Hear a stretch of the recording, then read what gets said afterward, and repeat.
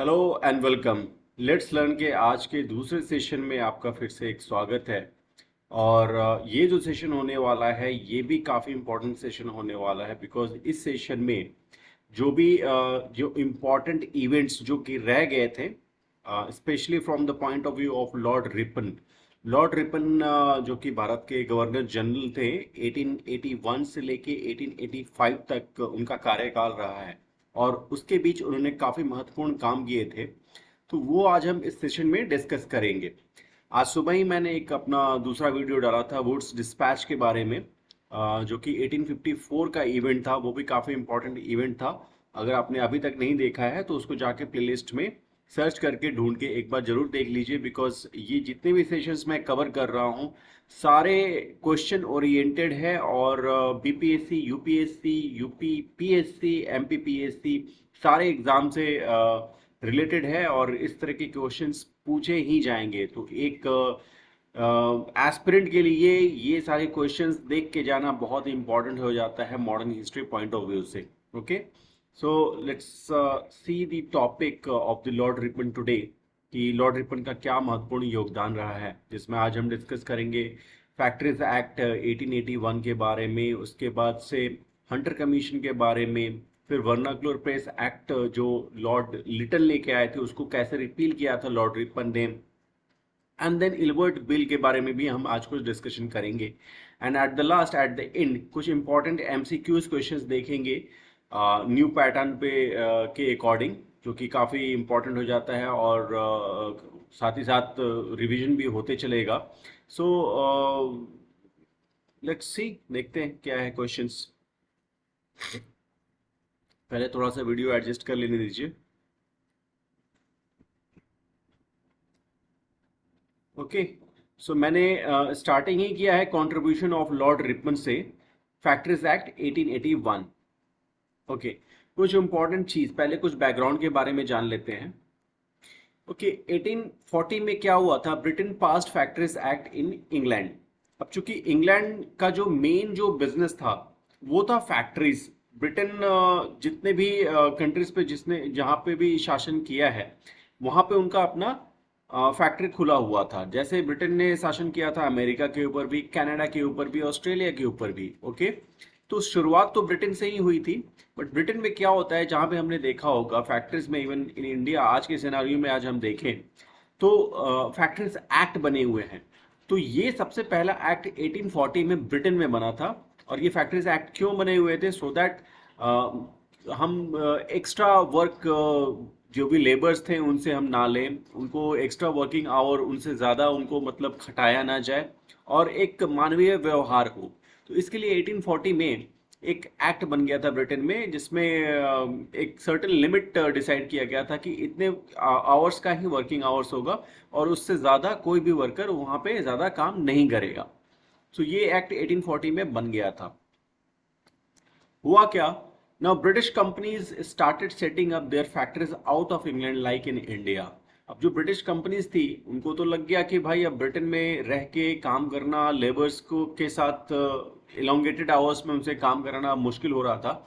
अब उन लोगों ने क्या किया कि अपनी फैक्ट्रीज को दूसरी कंट्रीज में जहाँ पे भी उनका राज था वहाँ पे उन्होंने फैक्ट्रीज को सेटअप करना स्टार्ट कर दिया, सो दैट वहाँ के लेबर्स जो थे चीप थे और काफ़ी देर तक काम करवा सकते थे। उसमें बच्चे भी इन्वॉल्व थे, उसमें महिलाएं भी इन्वॉल्व थी। तो वो सारी चीज़ें इन लोगों ने रास्ता ढूंढना स्टार्ट कर दिया और अपनी कंपनीज को बाहर के देशों में सेटअप करना स्टार्ट कर दिया। अब हुआ सिचुएशन ये कि कुछ कंपनीज तो ब्रिटेन में ही थी और जैसे काम चल रहा था एज पर दी एक्ट वो तो चल ही रहा था, और उनकी कॉम्पिटिटर्स कंपनी बाहर के देशों में आ गई, जैसे भारत में आ गए। अब factories in Britain demanded investigation in the matter of labour exploitation in India. अब होता क्या है कि जब कंपटीशन बढ़ता है तो ब्रिटेन की जो कंपनीज थी उनको घाटा लग रहा था बिकॉज जो मटेरियल कॉस्ट जो था वो बाहर की कंट्रीज में उनकी लागत कम थी, उनको कम लागत में ज़्यादा से ज़्यादा वो सामान बनाते थे और उसमें उनको प्रॉफिट होता था। हालांकि ब्रिटेन वालों को उतना प्रॉफिट नहीं होता था, तो ब्रिटेन वालों ने भी आंदोलन स्टार्ट कर दिया और डिमांड कर दिया कि भाई इंडिया में भी लेबर एक्सप्लोटेशन हो रहा है तो वहां पे एक कानून बनाया जाए।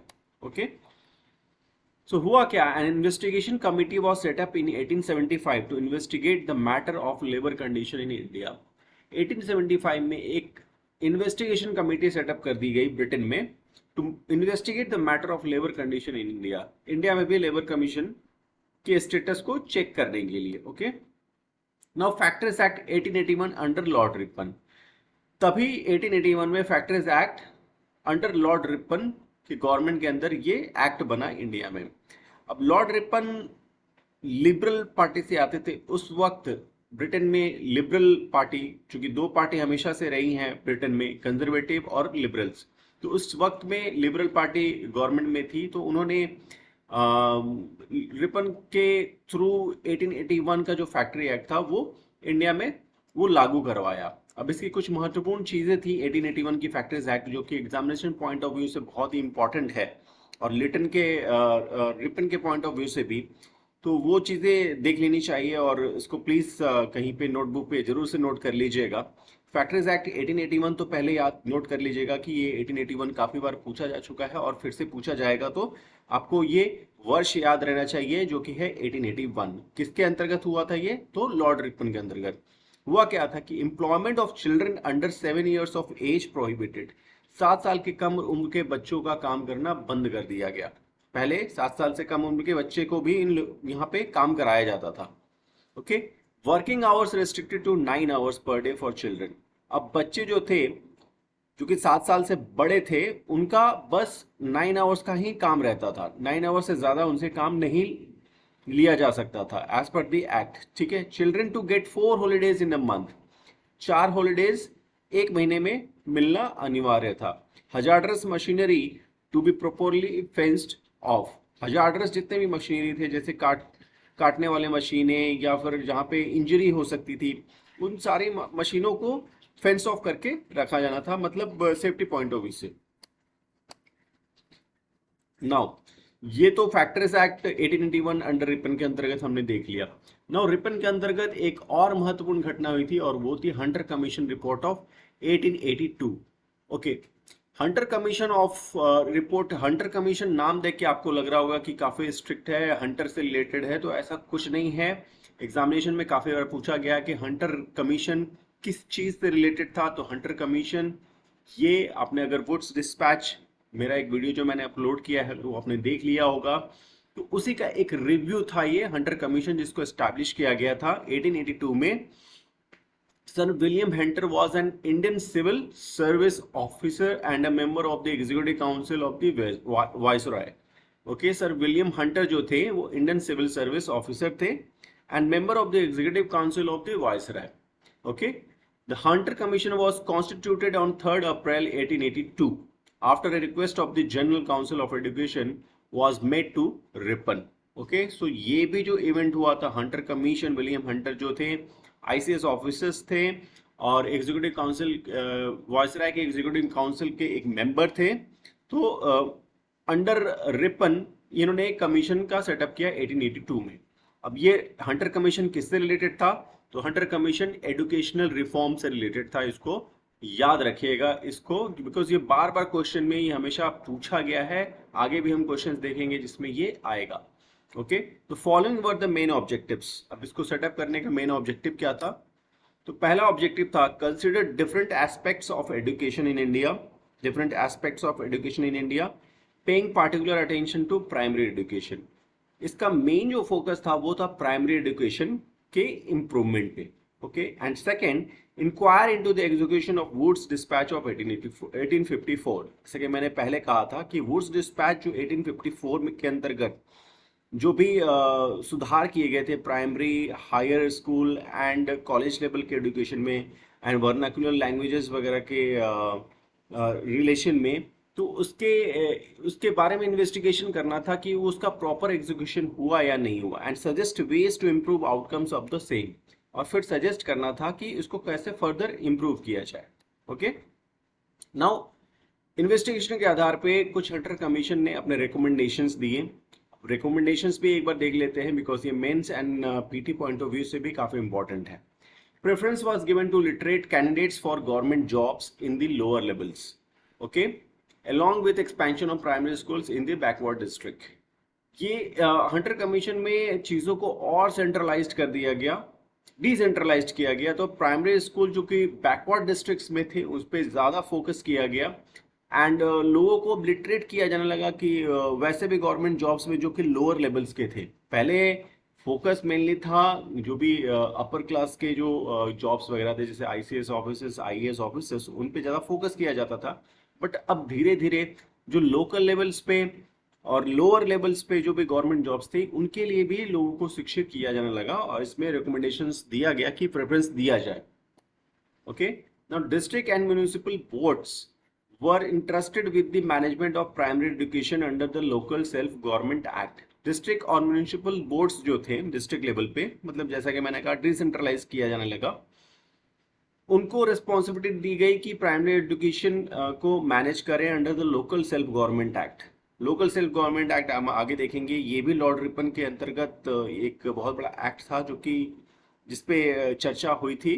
और लोकल सेल्फ गवर्नमेंट मतलब लोकल जो गवर्नमेंट है वहाँ की, for example panchayat, district and block level पे उनको कुछ अधिकार दिए गए सो दैट वो वहाँ पे कंट्रोल कर सके और वहाँ का मैनेजमेंट देख सके। उससे रिलेटेड था local self government. The funds were separated for rural and urban areas. Urban और रूरल एरियाज के लिए फंड को सेपरेट किया गया to avoid funds earmarked for rural schools being misappropriated by urban schools. Okay, so that अब urban school में जो funds जाते थे उनको हटा के अब रूरल के लिए भी अलग से विशेष रूप से फंड को अलोकेट कर दिया गया सो दैट कोई डिस्प्यूट ना रहे। Secondary schools were to be established by private parties with funds. अब प्राइवेट पार्टीज को भी छूट दी गई कि वो लोग सेकेंडरी स्कूल खोल सकते थे with funds provided by the government. जो सरकार की तरफ से पैसे मिलते थे उसकी मदद से वो सेकेंडरी स्कूल्स खोल सकते थे। Model schools fully run by the government were to be opened in each districts to guide such private schools. Okay, now secondary schools curriculum was also revised with academic and vocational courses diversified into different branches। मतलब अगर woods और Hunter commission में जो reforms हुए थे उसमें अगर differentiate करने को कहे तो इसमें क्लियरली हम देख सकते हैं कि हंटर कमीशन में ज़्यादा डिसेंट्रलाइज्ड कर दिया गया था, और यहाँ पे बात कही गई थी कि ब्लॉक लेवल पे, डिस्ट्रिक्ट लेवल पे स्वायत्त दे दी जाए लोकल सेल्फ गवर्नमेंट के अंतर्गत, और प्राइवेट पार्टीज भी अब सेकेंडरी स्कूल सेटअप कर सकती थी। और इसमें अब जो फोकस दिया जो गया था वो था कि जो लोअर लेवल्स के जो जॉब्स थे उनके लिए भी कैंडिडेट्स को प्रिपेयर किया जाने लगा। ओके, मिशनरी स्कूल्स वर डिस्करेज्ड। मिशनरी स्कूल्स को डिस्करेज कर दिया गया and Indian participation in the private school system was solicited by the Raj. Special care was supposed to be taken in advancing the education of girls and women। Okay, girls and women's के लिए special education की बात इसमें कही गई, उनको advance किया गया। Okay, now local self government इन 1882। तो अभी तक हमने देखा कि एक तो हंटर कमीशन देख लिया, Hunter commission of 1882 under Lord Ripon, and उसके बाद हमने देखा था factories act of 1881 under Lord Ripon. Okay, now the third one is local self-government in 1882. Now Lord Ripon is credited with giving Indians their first taste of liberty by instituting local self-government in 1882. Okay, local self-government का ही मतलब हो गया कि मतलब कुछ अधिकार दे दिए गए काफ़ी ग्रास रूट लेवल पे, लोकल लेवल पे, जहाँ पे उनको बोला गया कि अब आप लोग यहाँ का मैनेजमेंट संभालना स्टार्ट करो और चीज़ों को मैनेज करना स्टार्ट करो। ओके, तो इसके लिए क्रेडिट जाता है ये लॉर्ड रिपन को। ये फर्स्ट टाइम हुआ था जो भारतीयों को लॉर्ड रिपन के द्वारा दिया गया था इन 1882। ये सवाल काफ़ी इंपॉर्टेंट है और बार बार एग्जामिनेशन में पूछा गया है। This scheme of local self government established the municipal institutions. Municipal institutions की स्थापना हुई that had grown up in the country since British Crown occupied India, जो कि धीरे धीरे डेवलप हुआ था ब्रिटिश क्राउन के अंतराल में। He oversaw a series of enactment that granted greater power to local self-government, to rural and urban bodies, as well as expanded voting rights to the electorate। और धीरे धीरे कुछ वोटिंग राइट्स भी दी गई local level पे कि भाई अपना वोटिंग करो और अपना नेता चुनो, और वो नेता सभी के मतों के अनुसार उस लोकल एरिया का गवर्नमेंट जो होगा वो उसको हैंडल करेगा। Okay. In India Lord Ripon is known as the father of local self government. ये काफी इंपॉर्टेंट है, वेरी वेरी इंपॉर्टेंट। अगर पूछा जाए एग्जामिनेशन में father of local self government किसे कहा जाता है, तो वो लॉर्ड रिपन को कहा जाता है।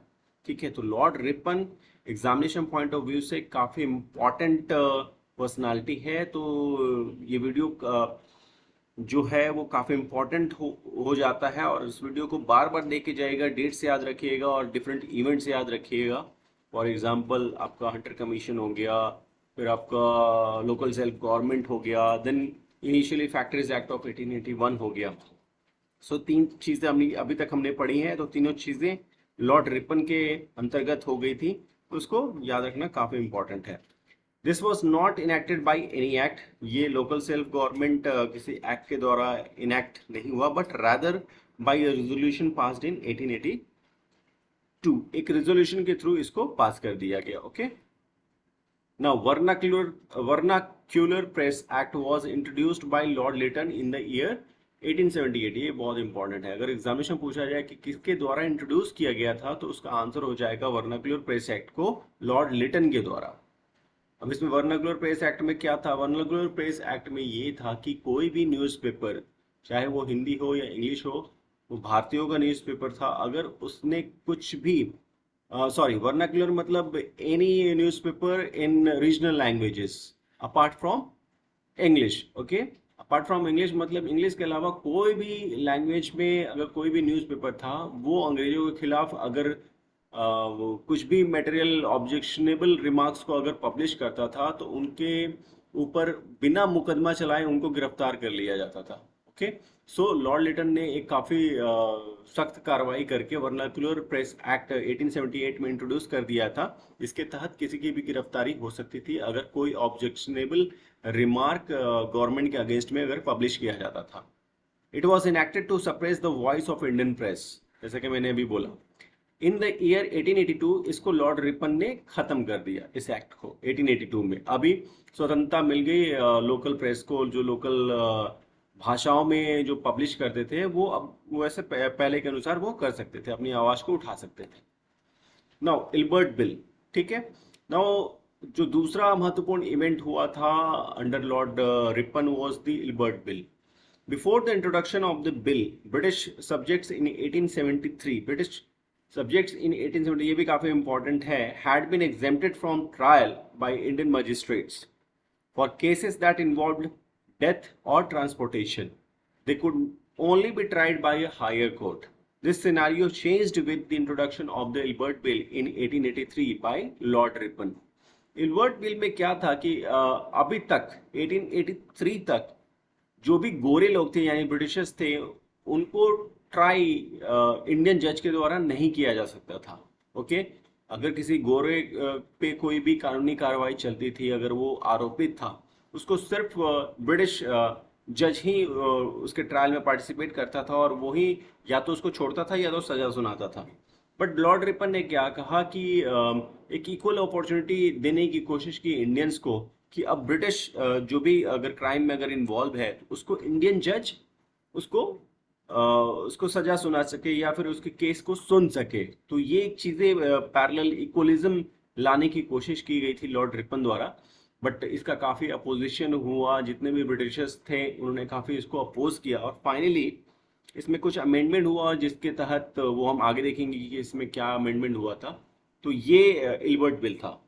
मोटा मोटी आपको समझ में आ गया होगा कि इल्बर्ट बिल था क्या। इल्बर्ट बिल के अकॉर्डिंग लॉर्ड रिपन चाहते थे कि अभी जो ब्रिटिश सब्जेक्ट्स थे, ब्रिटिश पर्सनालिटीज थे, ब्रिटिश जो पर्सन थे जो कि अगर क्राइम में इन्वॉल्व हो गए, तो उनको इंडियन जज भी ट्राई कर सके। तो ये था इल्बर्ट बिल। हुआ क्या? From now on British and European subjects would be tried in session court by Indian जजेस who were senior enough.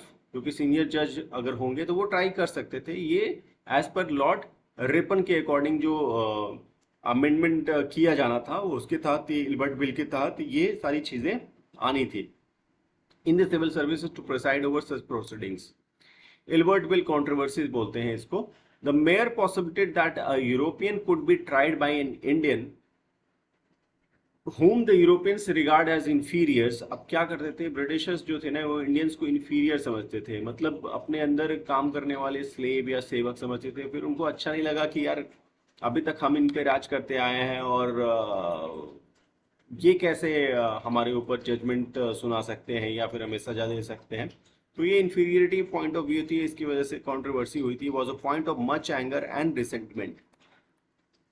Now, हुआ क्या? The resulting popular disapproval of the bill was a majority of British, especially among women, forced Viceroy Ripon, viceroy को force कर दिया गया to pass an amendment, एक amendment pass करने के लिए, where by a jury of 50% Europeans was required if an Indian जज was to face a European on the deck. अगर किसी ब्रिटिश को अगर उसकी सुनवाई करनी थी या उसको सजा सुनाना होता था, तो उस पैनल में 50% यूरोपियन जूरी का रहना अनिवार्य था। मतलब 50% एक सदस्य जो होगा, अगर 2 सदस्य थे जूरी में, अगर जजेस में, तो एक यूरोपियन रहेगा और एक इंडियन रहेगा। तो ये इसमें अमेंडमेंट कर दिया गया इल्बर्ट बिल ऑफ 1883। ठीक है, तो हमने अभी चर्चा की Ilbert bill of 1883। Vernacular press act को खत्म कर दिया गया था 1882 में। ओके, उसके अलावा हमने डिस्कशन किया हंटर कमीशन के बारे में 1882 के बारे में। देन हमने डिस्कशन किया 1881 का जो फैक्ट्रीज एक्ट था, और ये सारी चीज़ें हमने डिस्कस कर ली हैं। तो इन सारी चीज़ों को याद रखिएगा, और ये सारी घटनाएं जो हुई थी वो लॉर्ड रिपन के अंतराल में हुई थी। वर्नाक्युलर प्रेस एक्ट जो लाया गया था 1978 में लाया गया था लॉर्ड लिटन के द्वारा। ओके, नाउ अभी तक जो भी हमने डिस्कस किया था, ठीक है, उसको अब एक एमसीक्यू के तहत देख लेते हैं कि जो भी हमने पढ़ा है, समझा है, क्या हम उसको वाकई एमसीक्यूज के द्वारा सॉल्व कर पा रहे हैं या नहीं। ठीक है, तो पहला क्वेश्चन जो है वो है, which of the following statements are correct regarding Lord Ripon? He appointed Woods commission for the education, Woods commission for education, and he got enacted vernacular press act 1878। Okay, so ये बोल रहा है कि कौन सा स्टेटमेंट इसमें जो है वो करेक्ट है। क्या रिपन ने वुड्स कमीशन ऑफ एजुकेशन को अपॉइंट किया था? और क्या vernacular press act 1878 Lord Ripon ने किया था? तो ये दोनों स्टेटमेंट, अगर आपने मेरा सुबह वाला वीडियो देखा होगा वुड्स कमीशन ऑफ 1854 में, तो लॉर्ड रिपन थे ही नहीं। ठीक है, वुड्स कमीशन 1854 का था, तो 1854 वुड्स कमीशन, वुड्स डिस्पैच बोला जाता है इसको, तो पहला स्टेटमेंट तो गलत है। वुड्स कमीशन डिस्पैच एजुकेशन से था, बट इसको लॉर्ड रिपन ने नहीं भेजा था, इसको वुड्स डिस्पैच भेजा गया था लॉर्ड डलहौजी के टाइम में। इंडिया में लॉर्ड डलहौजी उस वक्त गवर्नर जनरल थे। ओके, ही got enacted vernacular press act, तो पहला स्टेटमेंट तो गलत हो गया। और दूसरा स्टेटमेंट है इनैक्ट किया था लॉर्ड रिपन ने, नहीं, ये भी गलत हो गया, बिकॉज इनैक्ट तो लॉर्ड लिटन ने किया था, अभी हमने पढ़ा था वर्नाक्युलर प्रेस एक्ट। इन्होंने लॉर्ड रिपन ने इसको रिपील किया था, इसको हटाया था। तो इसका आंसर हो जाएगा निदर 1 एंड नॉट 2। ओके, तो नेक्स्ट, ध्यान से क्वेश्चंस को पढ़िएगा, समझिएगा। अगर आपने सीक्वेंस से पढ़ा होगा सारी चीज़ों को, सब्जेक्ट को, तो आप जरूर से एग्जामिनेशन हॉल में चीज़ों को सॉल्व करके आएंगे। अगर वुड्स डिस्पैच को आपने अगर हंटर कमीशन समझ लिया होता, तो आपने गलत कर ही देना था। जो सेकंड क्वेश्चन है वो है, who among the following is known as the father of local self government in India? अभी हमने पढ़ा लोकल सेल्फ गवर्नमेंट के पिता के नाम से जाना जाता है किसको? Lord Ripon. Okay, now option C is correct. और next, Ilbert bill was related to. Okay, Ilbert bill अभी हमने पढ़ा कि जिसमें किसी भी ब्रिटिश सब्जेक्ट को इंडियन जज के द्वारा ट्राई करने की बात कही गई थी। तो ये रिलेटेड था प्रेस, नहीं, गलत हो गया। एजुकेशन नहीं, जुडिशरी, यस, जुडिशरी, ये जुडिशरी से रिलेटेड था। ऑप्शन सी इसका करेक्ट हो जाएगा। An engineering college eight Roorkee was established on the recommendations of, ये भी काफी इंपॉर्टेंट क्वेश्चन है, ध्यान से देखिएगा। Engineering college of Roorkee was established on the recommendation of, अगर मेरा आपने वुड्स डिस्पैच वाला वीडियो देखा होगा तो उसमें ये बात मैंने कही हुई है कि engineering college of Roorkee and agricultural university at Pusa, Bihar, both were established on the recommendation of Woods Dispatch. Okay, so उस वीडियो को जाके प्लीज से देख लीजिएगा, प्लेलिस्ट में होगा वो वीडियो। तो अगर आपने ध्यान से पढ़ा होगा और मन लगा के पढ़ा होगा तो सारे क्वेश्चंस आपके बनने हैं, कोई भी क्वेश्चन ऐसा नहीं होगा जो कि आपका छूट जाए एग्जाम में। Okay, Now next question, the Vernacular Press Act 1878 was repealed under the Governor Generalship of, अब इसको हटाया किसने था ये सवाल पूछ रहा है, तो ये तो लॉर्ड रिपन ने हटाया था, option C is correct. Okay. Now next, Lord Ripon appointed Hunter commission for, किसके लिए अपॉइंट किया था हंटर कमीशन ने? पहला ऑप्शन है कॉम्बैटिंग एंटी नेशनल एक्टिविटी. अब आपको जो भी लड़के अगर पढ़ के नहीं जाएंगे एग्जाम में, हंटर देख के तो ऑप्शन ए ही लगा देंगे वो, combating anti national activity. But इसका एक्चुअल आंसर क्या है? हंटर कमीशन था एजुकेशनल रिफॉर्म्स इन इंडिया, जो कि वुड्स डिस्पैच 1854 का जो भेजा गया था, उसकी उसको फर्दर मेजर करने के लिए भेजा गया था. ऑब्जेक्टिव यही था कि वो कितना सक्सेसफुल हुआ है इंडिया में और क्या क्या इसमें रिफॉर्म्स और चाहिए, उसके लिए हंटर कमीशन भेजा गया था. ये कब भेजा गया था हंटर कमीशन? 1882 में. ओके. तो इसका ऑप्शन हो जाएगा B, option B correct answer है, educational reforms in India. Okay. Now this is all about आज का जो भी टॉपिक था. और आई होप आपको ये वीडियो काफ़ी पसंद आया होगा, और अगर आपको वीडियो पसंद आया है तो कृपया लाइक एंड सब्सक्राइब कर दें. चैनल पे व्यूज़ काफ़ी कम आ रहे हैं और इसका मेन रीज़न यही है कि अभी हमारे सब्सक्राइबर्स कम हैं. तो अब आप ही लोगों की बदौलत यहाँ पे सब्सक्राइबर बढ़ सकते हैं, और ज़्यादा से ज़्यादा इस चैनल को शेयर करें ताकि और भी लोगों को इसका फ़ायदा पहुँच सके और चैनल अच्छा कर सके. सो टिल देन, और आगे आने वाले समय में काफ़ी अच्छे वीडियोस लेके आऊँगा, जो भी गैप्स हैं उसको फिल करने की कोशिश करूँगा. और till then, all the best. Thank you so much.